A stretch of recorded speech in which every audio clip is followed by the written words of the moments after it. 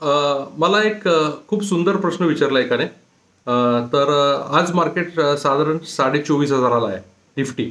तर त्यांचं म्हणणं असं आहे की तुम्ही म्हणताय वगैरे सगळं ठीक आहे, मला पटलं, मला काही हरकत नाही गुंतवणूक करायला, तुम्ही म्हणताय त्या हिशोबाने आपण करूया. पण मला एक सांगा की 5 वर्षानंतर मला जर पैसे हवेत आणि त्यावेळेस मार्केट तिथंच असेल तर काय करायचं. तर मी म्हणालो चला हा एक टॉपिक बरेच जणांचा संभ्रम असेल या विषयाबद्दल, पण आपण त्याबद्दल डिस्कस करूया. तर कसं आहे, 3 शक्यता आहे. एक तर तुम्ही गुंतवणूक केल्यापासून मार्केट वरती जाईल.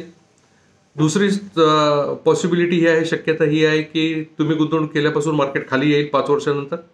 तिसरी पॉसिबिलिटी ही आहे की मार्केट स्थिर राहील, आहे तिथेच स्टेबल राहील. एक लक्षात घ्या, ज्यावेळेस आपण गुंतवणूक करतो त्यावेळेस इक्विटीमध्ये ज्यावेळेस आपण गुंतवणूक करतो तर इक्विटी प्रत्येक फंडला फंड मॅनेजर असतो.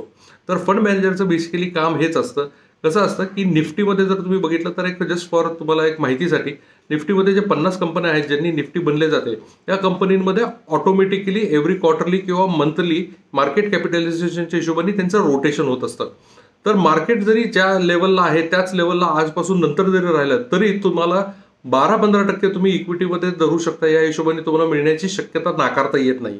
तर मार्केटचा लेवल वगैरे विचार न करता तुम्ही आपल्या ध्येयाकडे लक्ष द्या आणि कुठला गुंतवणूक म्हणजे कुठल्या पर्पजसाठी तुम्हाला गुंतवणूक करायचं आहे, काय साध्य करायचं गुंतवणुकीने, या हिशोबाने करायला चालू करा. तुम्हाला जर याबद्दलची अजून अधिक इन्फॉर्मेशन हवी असेल तर मी दिलेल्या खालच्या नंबरवरती मला हाय म्हणून मेसेज पाठवा. आमची टीम तुम्हाला कॉन्टॅक्ट करेल आणि त्याबद्दल तुमचं मत जाणून घेईल आणि त्यानंतर मग तुम्हाला 1-to-1 माझ्याशी बोलून फायनान्शियल प्लॅनिंग करण्यात येईल. थँक्यू.